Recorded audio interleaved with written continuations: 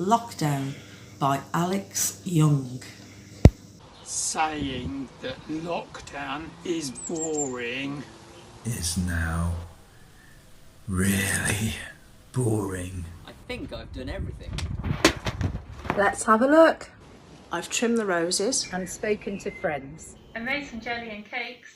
That drove me round the bend! I've done some filming. Premiere next week. I even found a spanner. And fixed that dripping leak. I've watched the news. Haven't we all? I've done some fundraising. And stared at a wall. I've watched some vintage films. Now that was nice. I tried some chicken. Homemade egg rice. We're in lockdown. An event of utter boredom. But even so, for goodness sake.